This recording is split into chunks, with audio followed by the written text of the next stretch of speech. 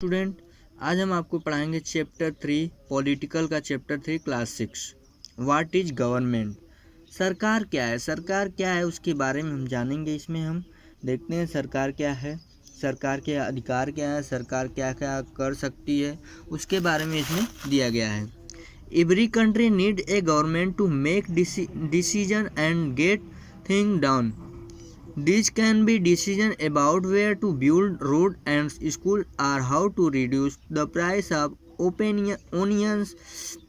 They get too expensive or way to increase the supply of electricity. सरकार क्या होती है उसके बारे में देखते हैं। हर एक देश को विभिन्न निर्णय लेने और काम करने के लिए सरकार की बहुत ही ज़रूरत होती है। यह निर्णय कई विषयों से संबंधित हो सकता है, जैसे सड़क, स्कूल और ज़्यादातर महंगी हो जाने पर किसी चीज़ के दाम कैसे घटाया जाए अथवा बिजली की आपूर्ति को कैसे बढ़ाया जाए, इन सब चीज़ों के लिए सरकार की आवश्यकता पड़ती है। लेवल ऑफ गवर्नमेंट, सरकार की स्थिति क्या है, सरकार के स्तर क्या है। Now that you know that the government is responsible for so many different things, can you think who it manage to do all these।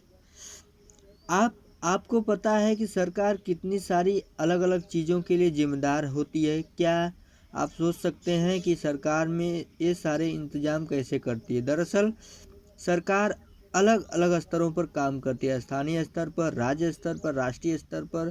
स्थानीय स्तर का मतलब अपने गांव से होता है, राज्य स्तर का मतलब होता है पूरे राज्य को ध्यान में रखने के लिए, और राष्ट्रीय स्तर का क्या मतलब है, पूरे देश को ध्यान में रखने के लिए।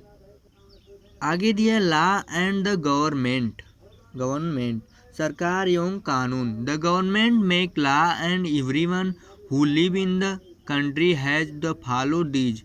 This is the only way government can function, just like the government has the power to make decisions. Similarly, it has the power to enforce its decision.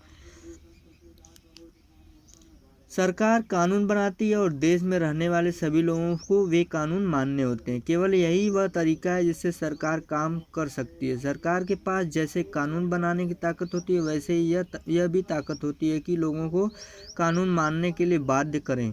उदाहरण के लिए एक कानून है कि गाड़ी चलाने वाले के पास लाइसेंस होना चाहिए। तो अगर कोई लाइसेंस बिना गाड़ी चलाता है तो पकड़ा गया तो उसे जेल की सज़ा काटनी पड़ती है। अर्थात इसी प्रकार अदर एग्जाम्पल भी हैं जिसमें सरकार अपने नियमों को सबसे मानने के लिए बाध्य करवाती है, क्योंकि उसके पास पावर होता है। आगे दिया है the types of government who give the government this power the make decision and enforce law. The answer to this question depend on the type government there is a country in democracy। सरकार के प्रकार इसमें दिया गया है। सरकार को निर्णय लेने और कानूनों का पालन करवाने यानी बाध्य बनाने की शक्ति कौन देता है। इस प्रकार का प्रश्न इस बात पर निर्भर करता है कि उस देश में कैसी सरकार है। आगे दिया है डेमोक्रेटिक गवर्नमेंट, लोकतांत्रिक सरकार।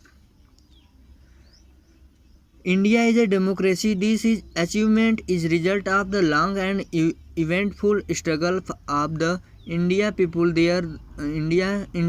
There are other places in the world where people have also struggled to have democracy।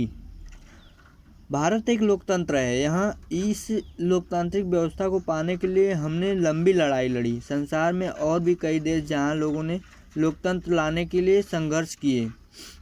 ऊपर बताया जा चुका है कि लोकतंत्र मुख्य बात यह है कि लोग के पास अपने नेता को चुनने की शक्ति होती है। लोकतंत्र में मूलभूत विचार यह है कि लोग नियमों को बनाने में भागीदार बनकर खुद ही शासन करें। आज के समय में लोकतांत्रिक सरकार को प्रायः प्रतिनिधि लोकतंत्र कहते हैं। डेमोक्रेटिक सरकार, लोकतांत्रिक सरकार का मतलब होता है कि इसमें खुद अपनी सरकार को चुनने का हक होता है। जैसे यहाँ पे दिया गया है, फिगर्स में दिया गया है, मतदान हो रहा है। यहाँ पे अपना मत होता है कि हम किसको अपना सरकार बना सकते हैं।